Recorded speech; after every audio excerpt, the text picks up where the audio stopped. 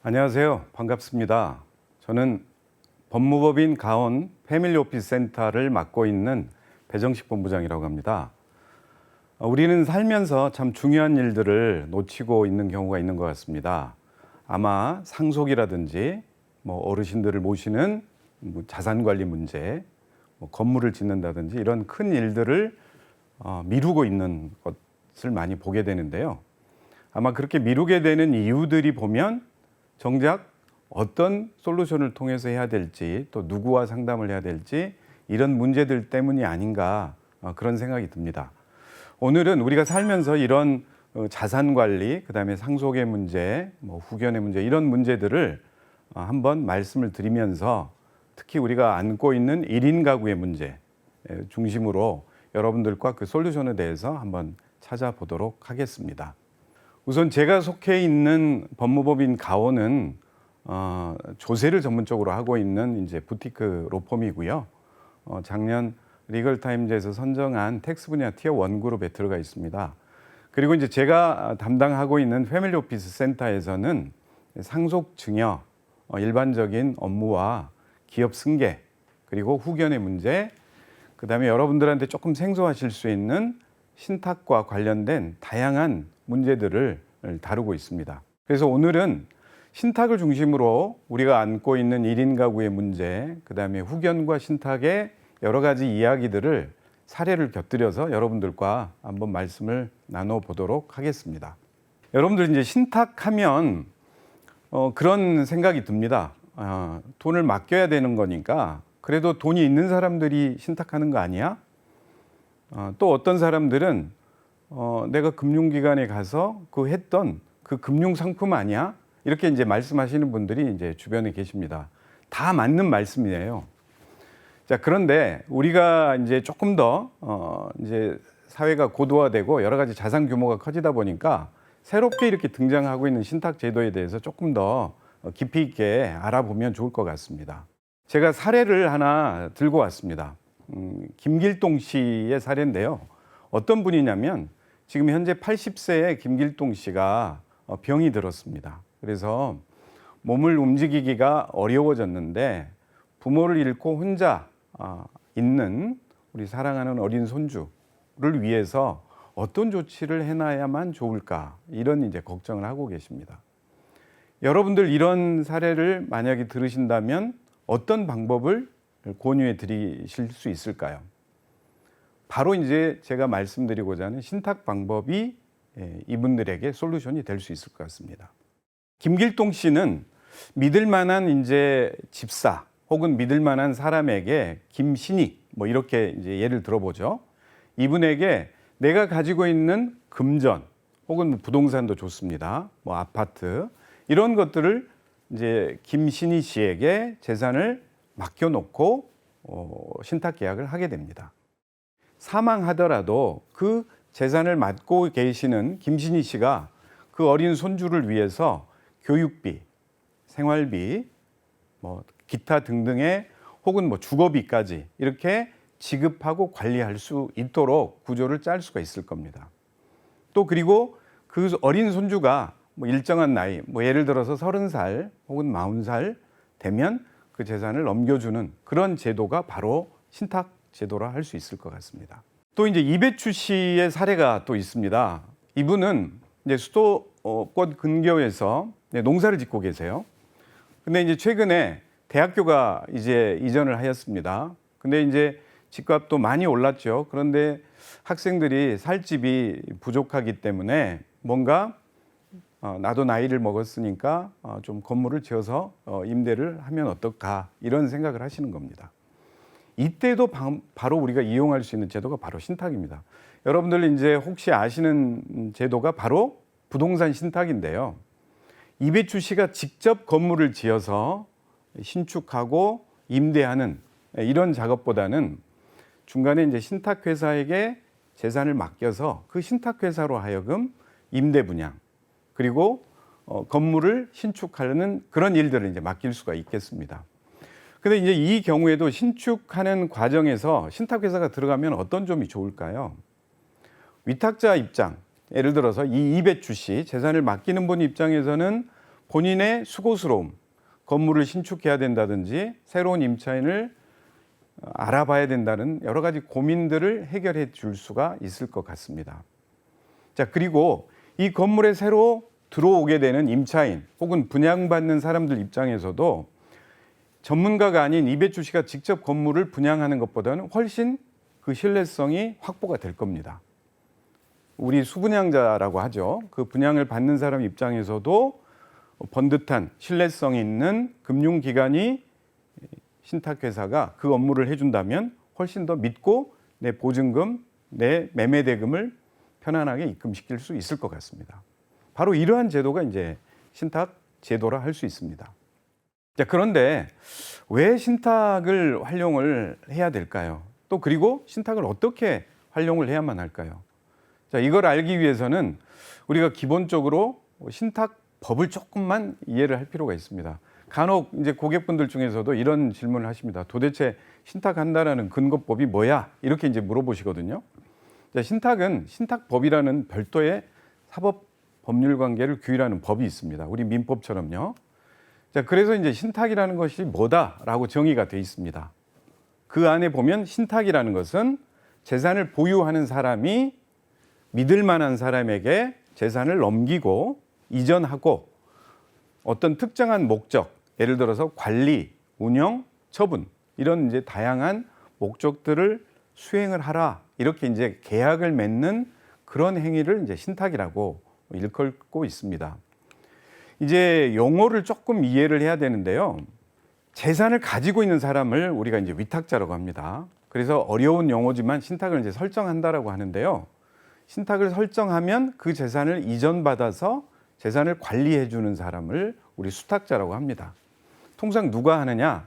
우리가 알고 있는 금융기관들, 뭐 은행, 증권, 보험, 그리고 아까 부동산 개발을 위한 전문적인 우리나라에서는 14개의 이제 부동산 전업 신탁사라고 합니다. 그 신탁사들이 그 업무를 수행해 주고요.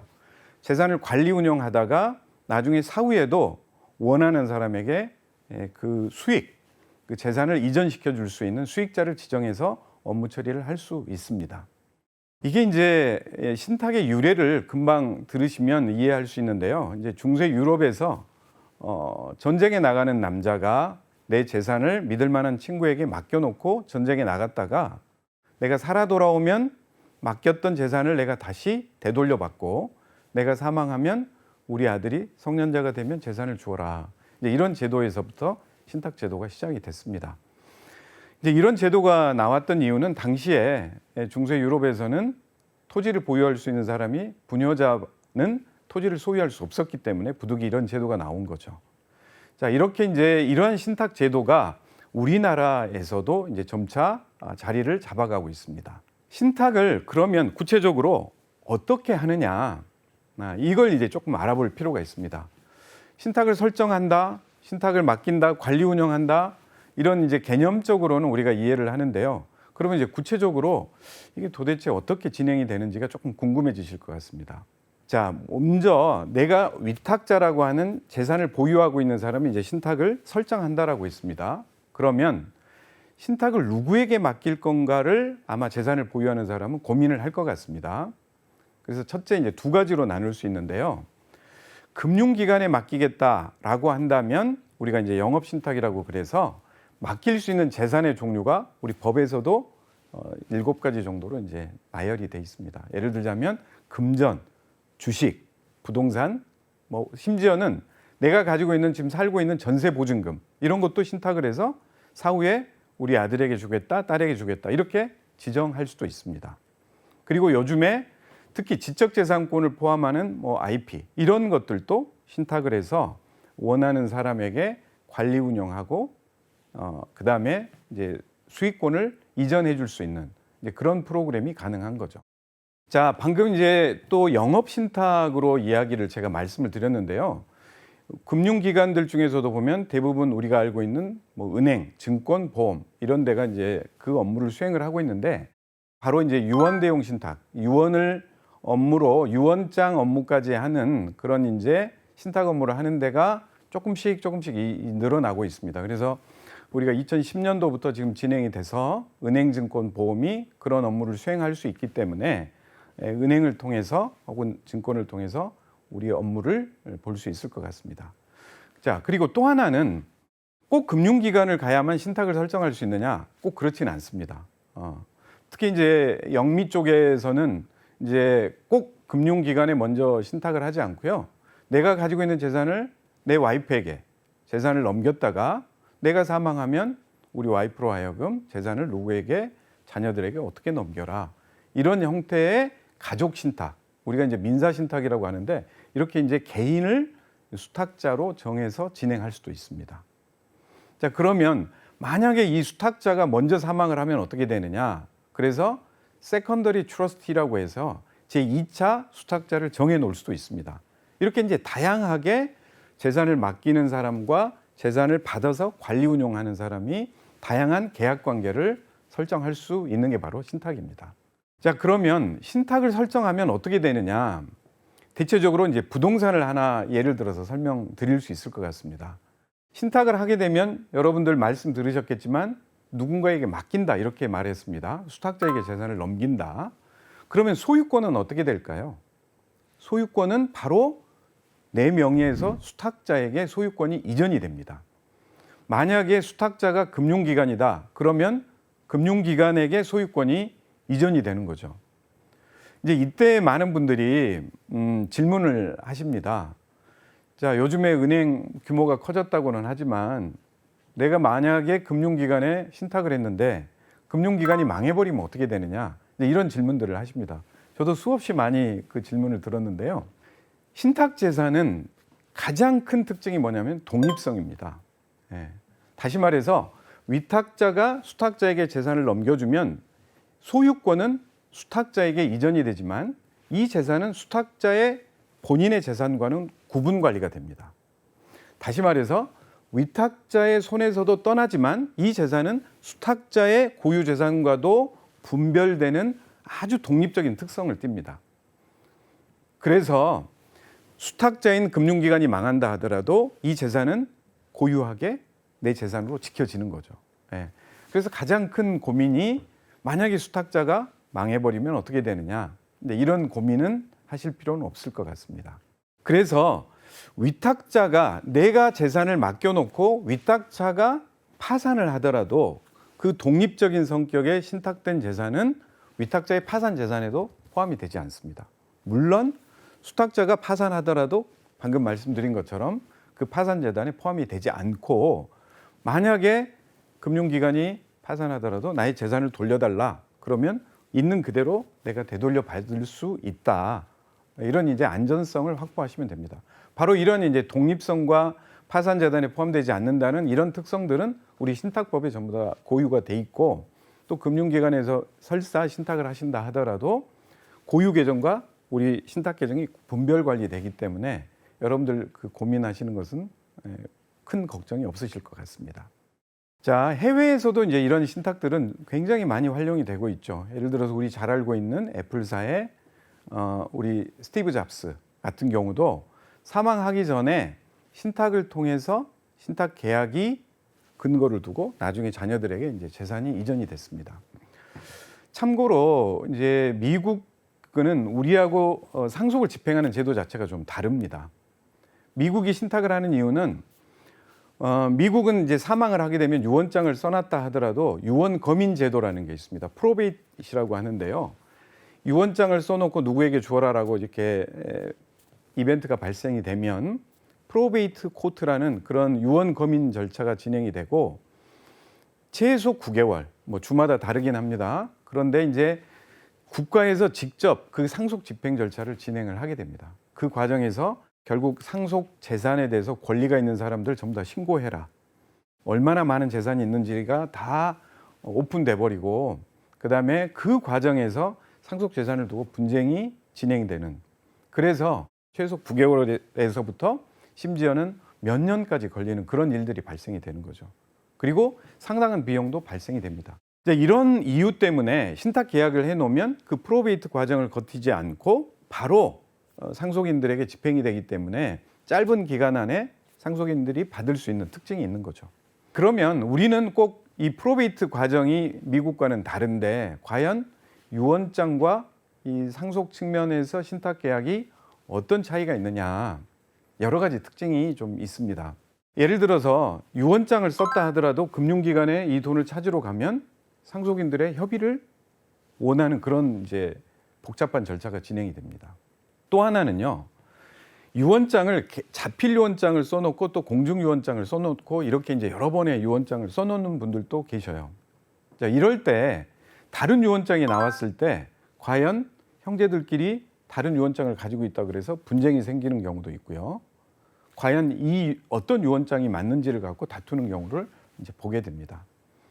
그리고 또 유언장의 경우에 내가 가지고 있는 전 재산을 우리 큰아들에게 주기로 했다.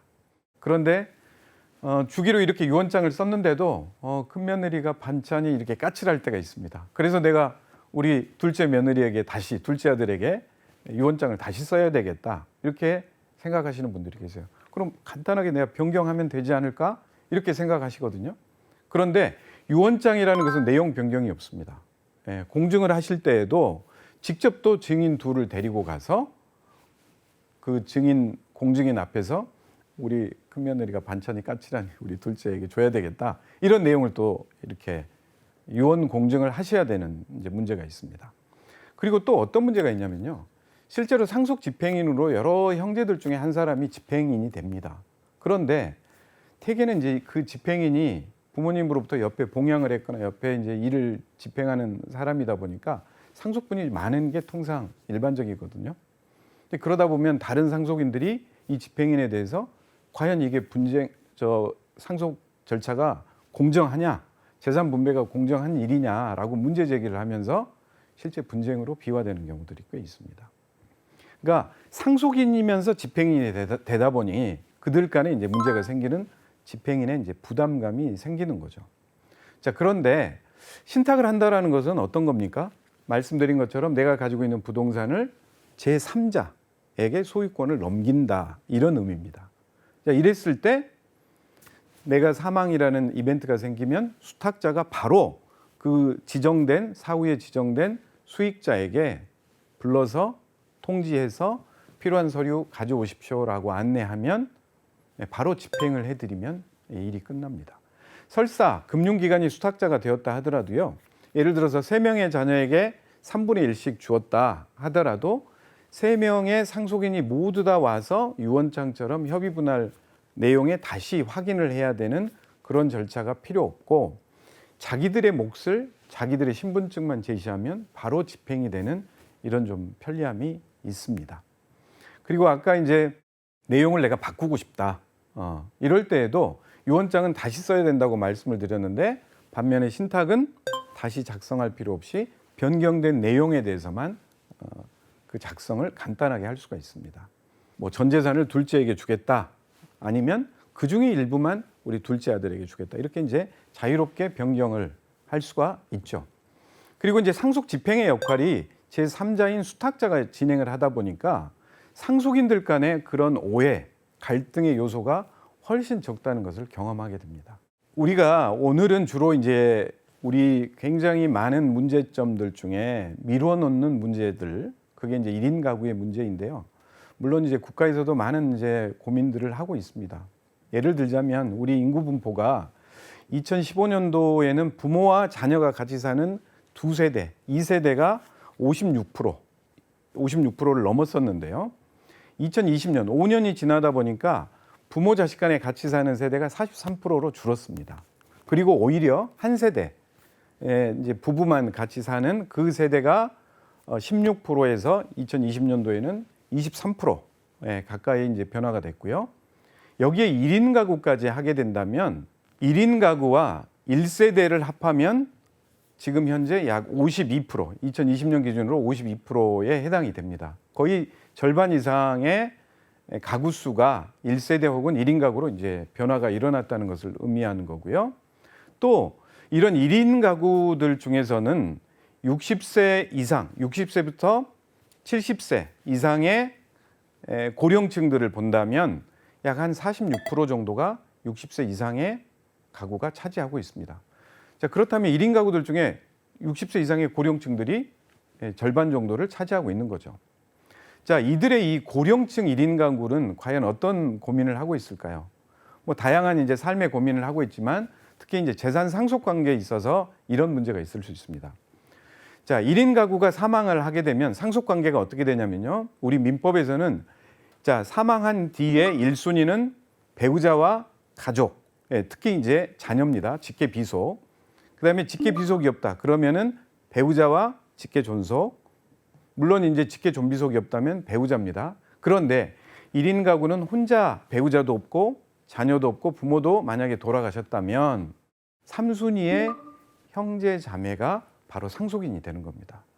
자, 내가 70세, 80세가 됐는데 어찌 보면 혼자 독립적으로 살고 있는데 거의 독립적인 남처럼 이렇게 살고 있는 형제들이 내가 사망 이후에 재산을 가져가게 됩니다. 그리고 또 고령의 가족들 중에서는 형제들은 나보다 먼저 사망한 사람이 발생할 수도 있습니다. 근데 이럴 경우에 그 조카들이 대습 상속인이라고 해서 상속인의 지위를 이제 습득을 하게 됩니다. 그래서 주로 이제 삼형제, 사형제, 뭐 요즘에 뭐 그 이상의 형제들이 있는 경우에는 1인 가구가 사망을 하게 되면 상속인이 10명, 15명 이렇게 되는 겁니다. 그럼 사촌들이 해외에 나가 있는 사촌들이 이 돌아가신 1인 가구 이분의 문제 때문에 전부 다 모여서 자금이 재산이 공탁이 되거나 협의 분할하는 굉장히 지긋지긋한 과정을 거치게 되는 거죠.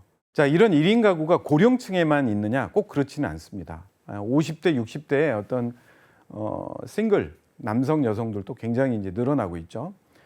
제가 이런 사례를 하나 여러분들께 설명드리도록 하겠습니다. 기부를 하고자 하는 분이 계셨습니다. 50대 여성분인데요. 기부단체에 내가 기부를 하겠다라고 기부기관에 전화를 했습니다. 그래서 그 기부기관에서 이제 상담을 해서 저희가 같이 이제 이 상속의 문제를 해결해 드렸던 사례인데요. 가족 관계를 보면 어머님이 계십니다. 본인은 이제 50대죠. 그리고 언니와 동생이 있습니다. 총 3형제입니다. 자, 그런데 언니와 동생은 해외에 있고요. 한국에서 본인이 어머님을 이제 부양을 하면서 같이 살고 계시죠. 재산으로는 아파트 한 채, 본인이 이제 거주를 하고 계시고 상가도 2채가 있었습니다. 물론 현금도 조금 있죠. 자, 그런데 어머님이 본인이 부양을 하시던 봉양을 하던 어머님이 요양병원에 치매로 이제 입원 중이십니다. 자, 이런 상황에서 본인이 갑작스러운 병마로 투병을 하게 되었습니다. 이럴 경우 우리는 어떤 이제 고민을 해야 될 건가? 여러분들도 한번 이분 입장에서 생각을 해보시면 좋을 것 같습니다. 자, 이분은 기부라는 방법을 선택을 했습니다. 내가 중병에 걸렸는데 여명이 얼마 남지 않았다. 자, 그런데 내가 가지고 있는 모든 재산은 기부를 하고 싶다. 자, 그런데 기부를 하면 좋은데 어떤 이제 조건들이 걸리냐면요. 방금 우리가 어머님의 봉양 문제. 내가 만약에 어머님보다 더 일찍 사망을 하게 된다면 어머님이 요양병원에서 요양비를 내시고 계속해서 사셔야 되는데 이 문제가 걸리는 겁니다. 그래서 동생들은 지금 각각 동생분과 언니분은 이 생활상의 경제적으로 여유가 있기 때문에 내가 굳이 상속이 필요 없을 것 같다. 그래서 기부와 어머님의 봉양 문제를 구조를 디자인을 하기 시작했습니다. 자, 이분의 이제 상속 관계를 한번 우리가 따져볼 필요가 있습니다. 이분이 사망하시면은요 어떻게 됩니까? 우리 민법상에는 어머님이 단독 상속인이 됩니다. 그리고 어머님이 돌아가시게 되면 언니와 여동생이 상속인이 되는 거죠. 자, 그런데 이분은 가지고 있는 재산이 그래도 경제적 여유가 있는 형제들보다는 어머님과 기부 쪽으로 쓰여지기를 원했습니다. 자, 이런 문제를 우리가 이제 트러스트 문제로, 신탁의 문제로 해결할 수가 있게 됩니다. 본인이 신탁을 하면서 조건을 설정을 하는 겁니다. 내가 가지고 있는 금전, 부동산 혹은 뭐 다양한 재산들을 신탁이라는 방식의 바구니에 넣고요. 내가 전체적으로 사망하면, 언젠가 사망하면 결국 기부단체에 기부를 해라. 이렇게 설정할 수가 있습니다. 단 내가 어머님보다 먼저 유고가 발생이 된다면 신탁된 재산에서는 어머님이 사망하실 때까지 어머님의 요양비로 간병으로 활용이 될 수 있을 겁니다. 자, 또 다른 문제를 제가 한번 사례를 설명을 드려보겠습니다. 70대 여성분인데요. 이분도 1인 싱글입니다. 근데 최근에 이제 동반자분과 같이 거주를 하고 계십니다. 최근에 이분도 몸이 좀 안 좋아지면서 기부를 결정을 합니다. 대학병원으로 이제 기부를 메인으로 생각을 하고요. 그 다음에 또 하나는 본인이 장애인, 그 다음에 교육기관, 이렇게 이제 세 군데 정도로 나누어서 내가 기부를 해야 되겠다. 이렇게 이제 생각을 하십니다. 그래서 내가 가지고 있는 재산을 3등분을 합니다. 그리고 일부 재산에 대해서는 같이 살고 있는 동반자에게 내가 주겠다. 이렇게 이제 신탁 설정을 하게 됩니다. 자, 그런데 제가 이제 말씀드리겠지만 이분에게 또 필요한 것은 재산적인 문제도 필요하지만 본인이 치매나 정말 병원에 계시게 되면서 어떤 의사 판단의 문제가 발생이 되면 본인을 도와줄 수 있는 사람, 이런 후견인의 문제가 발생이 됩니다.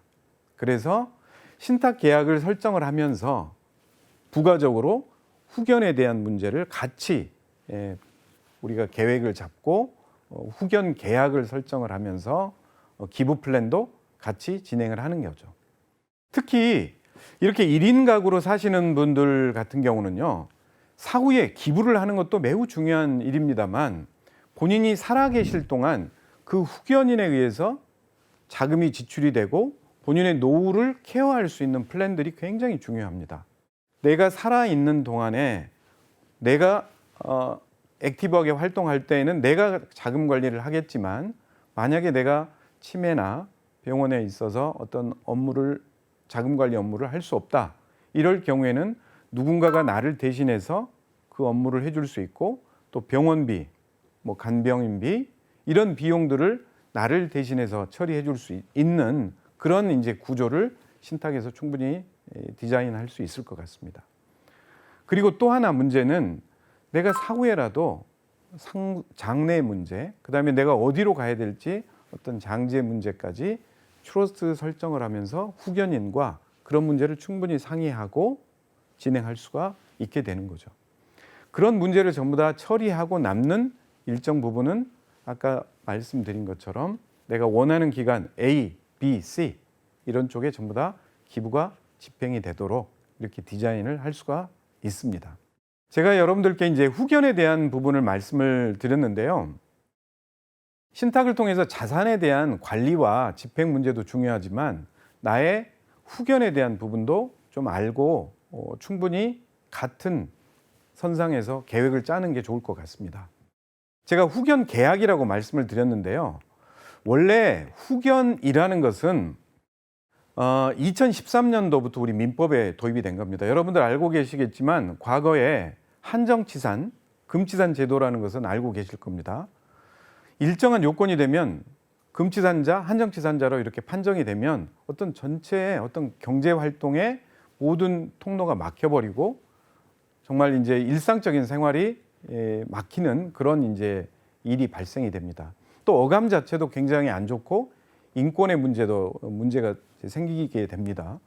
그래서 2013년도에 이런 이제 금치산자 제도, 그다음에 한정치산 제도를 대신할 후견 제도가 이제 나오게 됩니다. 그래서 질병이나 혹은 장애, 뭐 다양한 이제 치매 등의 이유로 내가 정신적 장애 문제가 생겼을 때는 그런 사무 업무를 도와줄 수 있는 사람, 법률 판단, 법적 지원을 해줄 수 있는 대리인을 우리 후견 제도라고 하고 있습니다.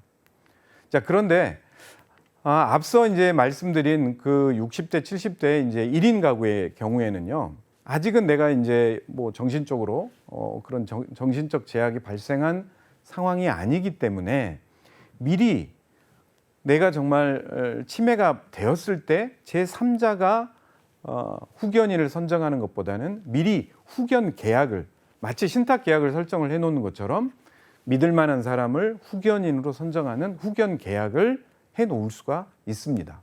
이걸 이제 임의 후견이라고 하고요. 후견 계약이라고도 합니다. 자, 이런 다양한 살아가면서 생길 수 있는 노후 설계 문제 중에 신탁과 후견 제도를 같이 겸해서 우리 삶에서 발생할 수 있는 잠재적 요소들을 우리가 풀어갈 수 있을 것 같습니다. 우리가 이제 후견에 대해서는 여러분들이 아마 롯데의 이제 그 회장님, 신격호 회장님 케이스를 보면서 좀 생경했던 후견 제도에 대해서 이해를 하시게 될 것 같습니다. 그때 이제 회장님께서 가정법원에 한정 후견 심판 판정을 받았고요. 그 후견인으로서 각 개인이 아니라 좀 더 공정한 제3자로서 후견 법인이 선임이 돼서 이분의 법률적 판단 문제를 지원해드렸던 그게 바로 성년 후견 제도의 사례입니다. 방금 말씀드린 것처럼 기존의 이제 금치산자 제도라든지 한정치산자 제도는 완전히 행위 능력을 완전히 박탈해버리고 본인이 가지고 있는 의사라든지 복리를 스스로 결정할 수 없는 이제 문제가 생기기 때문에 결국 치매가 걸린다 하더라도 인지 능력이 있는 범위 내에서는 본인의 의사를 충분히 반영해주고 우리가 사회에서 그 결정권을 유지시켜주거나 존중하면서 부족한 부분을 채워드리자. 이런 게 바로 이제 성년 후견 제도의 본래의 취지입니다. 성년 후견 제도는요, 4가지 종류가 있습니다. 방금 내 스스로 나의 후견인을 결정하는 제도, 그게 바로 임의 후견 제도입니다. 후견 계약이라고 합니다. 그래서 후견 계약을 맺으면서 A라는 사람을 나의 후견인으로 하겠다라고 선정을 해놓는 겁니다. 그러면 이 임의 후견 계약을 맺은 사람은 지금부터 후견인의 활동을 하느냐? 그게 아닙니다. 이 후견인은 내가 치매가 발생이 되게 되면 그 후견인이 가정법원에 후견 감독인이라는 그 기구를 이제 신청을 해서 예를 들어서 변호사나 법무사 이런 전문가분들을 후견 감독인으로 선임을 하고 가정법원에서 그 후견 감독인이 선정이 되면 그때부터 후견의 활동을 하게 되는 겁니다. 가정법원은 바로 이제 그 전문가 후견 감독인을 통해서 이분이 후견인을 제대로 활동을 하느냐라는 것을 이제 감시하는 프로세스가 완성이 되는 거죠. 자, 그런데 이렇게 이제 미리 임의 후견인을 내 마음에 맞는 후견인을 결정하지 못했다. 대부분의 경우에는 이제 그렇습니다만 그런 경우에는 주변에 이제 관계된 주변 사람들이 이분을 위해서 나를 위해서 후견인을 선정을 하게 되는 절차에 들어갑니다. 이걸 이제 국가에서 선정해 준다 그래서 법정 후견인이라고 하는데요. 자, 법정 후견인에는 성년 후견, 한정 후견, 특정 후견 이 3가지가 있는데요. 그 피후견인, 그러니까 나의 인지 능력 여부에 따라서 성년 후견, 한정 후견, 특정 후견으로 결정이 됩니다. 예를 들어서 한정 후견 판정을 받았다. 그러면 대부분 모든 행위에 대해서 그 후견인으로 선임된 그 사람이 나를 위해서 법정 대리를 할 수가 있습니다. 그리고 한정 후견인이다. 그러면 가정법원에서 열거된 내용에 대해서는 후견 활동을 해라. 이렇게 이제 그 법정 대리의 역할이 정해집니다. 그리고 여러분들 좀 생소하시겠지만 특정 후견인 같은 경우 많이 활용이 되고 있지 않지만 특정 후견인의 경우에도 가정법원에서 그 결정을 해줍니다. 예를 들자면 행위 능력은 있습니다. 그러나 어떤 특정한 기간, 특정한 사무에 대해서는 누군가의 조력이 필요하다, 법률 조력이 필요하다. 이런 경우에는 특정 후견인이 선임이 돼서 그분이 이제 그 일정한 법률 행위를 하는 데 있어서 도움을 주는 그런 제도라 할 수 있습니다. 우리가 2013년도부터 이제 성년 후견 제도가 나왔는데요. 2014년도부터 21년도까지의 그 후견인이 얼마나 선임이 됐는가 그 사건에 대한 통계 자료를 쭉 한번 보면 얼마나 많이 증가하고 있는지를 알 수 있는데요. 2014년도에 한정 후견, 성년 후견, 한정 후견, 특정 후견 이 3가지 케이스를 합혀 보면 약 2,597건, 2014년도에. 자, 그런데 2021년도가 되면 그게 10,000건이 넘습니다. 5배 가까이 증가를 하고 있죠. 그러면 앞으로 우리가 2025년도 초고령 사회에 되면 점점 더 많은 이런 치매 환자, 치매의 가족들이 늘게 될 것이고 이런 성년 후견, 한정 후견, 이런 사건들이 계속 증가하리라 이렇게 생각이 됩니다. 물론 이제 아직도 가정법원에 대리인을 선임해서 내 재산을 맡긴다 이런 문제 때문에 스스로 준비하는 게 많이 부족하긴 합니다. 그렇지만 아까 신탁계약처럼 내 스스로 재산 관리를 준비하듯이 나의 후견인도 미리 준비해 놓는 이 두 가지 방식을 같이 겸해서 처리하는 것이 굉장히 의미가 있다 이렇게 생각이 듭니다. 성년 후견 이야기를 설명을 드리다 보면 이제 약간 질문들이 많이 나오는 오해 같은 게 있습니다. 예를 들어서 자, 후견인을 선임을 하면 피후견인이라고 하는데요. 이제 예를 들어서 나를 위해서 후견인을 선임을 했다. 그러면 이 후견인이 내가 소유하고 있는 재산을 마음대로 처분할 수 있느냐 이렇게 질문하는 분들이 있습니다. 법정 대리인이니까 마음대로 처분할 수 있지 않겠느냐 이런 이제 두려움이죠. 자, 그런데 그 법정 대리인인 후견인은 임의대로 그렇게 마음대로 처분할 수가 없습니다.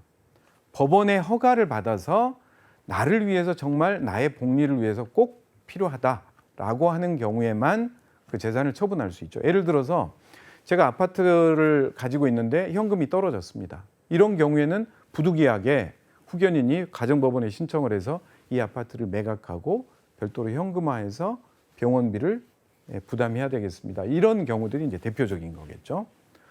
또 하나 하는 문제들이 어떤 게 있냐면요. 법원이 이 후견인 선임을 하면 법원에서 재산을 다 알아서 관리해 준다. 이제 이렇게 또 질문을 하는 분들이 계십니다. 이제 그런 건 아니고요. 후견인을 법원에서 이제 선임을 하면 후견인이 일정 기간 안에 그 나의 재산에 대한 내역을 전부 다 조사를 하게 됩니다. 그래서 법원에 주기적으로 관리를 보고를 하게 되고요. 1년마다 어떻게 지출을 했는지 또 어떻게 관리를 했는지 이런 내용들이 전부 다 보고가 되도록 하고 있습니다. 물론 후견인에 의해서 친족 후견인이 아직은 뭐 80% 이상을 차지하고 있는 현황 때문에 여러 가지 이제 크고 작은 사건 사고들이 있습니다만 이런 후견 감독의 문제들이 점점 강화하고 시스템이 만들어지면서 이런 후견인으로 인한 그런 문제들은 점점 좀 사라지지 않을까 이런 생각이 듭니다. 방금 제가 말씀드린 것처럼 우리 신상, 내가 어디로 병원에 가야 될까, 내가 어디서 치료를 받아야 될까 이런 이제 그런 법률적 판단을 해주는 후견인이 선임이 되고 또 내 재산이 어떻게 관리돼야 되나 이런 문제를 미리 준비하는 게 바로 신탁이라고 말씀을 드렸습니다. 그래서 어찌 보면 1인 가구 같은 경우는 내가 어찌 될지 모르기 때문에 이미 후견 계약을 미리 책정을 하고요. 미리 계약을 해놓고 그다음에 내가 가지고 있는 재산을 신탁으로 옮겨놓고 언제든지 내가 필요할 경우에는 인출하고 혹여 내가 문제가 생겼을 때에는 그 이미 후견인이 후견 활동을 가동할 수 있는 시스템을 만들어 놓고 나를 위해서 병원비, 간병비, 다양한 어떤 비용들을 같이 지출 관리할 수 있도록 해야 나의 어떤 유고가 발생됐을 때에도 온전한 어떤 삶을 유지할 수 있지 않을까 이렇게 생각이 듭니다. 자, 아까 성년 후견제 실제로 이제 법원에서 결정을 해주는 후견을 법정 후견인이라고 했는데요. 제가 그 사례 제가 처음으로 우리나라에서 1호로 이제 2017년 1월에 설정이 됐던 그 신탁 내용을 좀 소개를 드리면서 마무리를 하겠습니다. 제가 이제 만났던 이분은 80대 초반의 어머님이셨는데요. 자녀분들이 세 분이 계셨습니다. 근데 그 중에 한 분이 선천적인 이제 발달장애 자녀분이셨습니다. 그래서 이분에게 상속으로 아버님이 돌아가시면서 어머님이 이 성년 자녀를 아파트에서 같이 이제 살고 있었습니다. 그래서 케어를 했는데 어머님마저 80대 초반에 이제 돌아가셨고요. 이 막내 아들에게는 아파트 한 채와 일부의 이제 현금이 배정이 됐습니다. 상속 협의가 됐고요. 자, 그런데 그러면 이제 형제들이 이 문제를 다 돌봐야 되는데 결국 재산의 관리 문제 때문에 약간의 이견이 있었고 법원에서는 이 막내 동생을 위해서는 무언가 공정하고 안심할 수 있는 그런 제도가 필요하겠다. 이렇게 이제 판단을 하신 겁니다. 그래서 성년 후견인으로 형제들이 아닌 법원에서 직권으로 전문가를 선임을 하게 됩니다. 그리고 전문가에게 모든 재산에 대한 관리를 맡기는 게 아니라 전문성 있는 금융기관에 재산을 맡겨서 재산의 관리 지출에 대한 부분은 신탁으로 넣어서 신탁에서 관리하도록 이렇게 하고 있습니다. 그렇게 되면 후견인은 이분을 위해서 생활비, 여러 가지 필요한 병원비를 법원에 금융기관에 가서 수탁자에게 가서 그 필요한 내역을 이제 청구를 하죠. 그러면 수탁자는 아무리 후견인이라 하더라도 그 후견인이 신청한 내역에 대해서 제대로 된 청구인지를 검토하고 지출하는, 그리고 정기적으로 1년에 한 번씩 그 재산 내역을 관리 지출하는 이런 프로세스로 진행이 되고 있습니다. 이상으로 우리 고령 사회가 심화되고 있는 한국 사회에서 특히 1인 가구를 위해서 어떤 문제를 어떤 제도를 가지고 해결을 해 나가야 될지 말씀을 드렸습니다. 신탁은 바로 이 고령화가 심화되는 한국 사회에서 1인 가구를 위해서 매우 좋은 안전한 제도로 활용될 수 있는 가능성을 논의드렸던 것 같습니다. 제도가 아직은 부족하지만 많은 세제 혜택과 좀 더 개선된 제도들로 1인 가구를 위한 안전장치, 사회적 시스템을 만들어 나갔으면 하는 바람입니다. 감사합니다.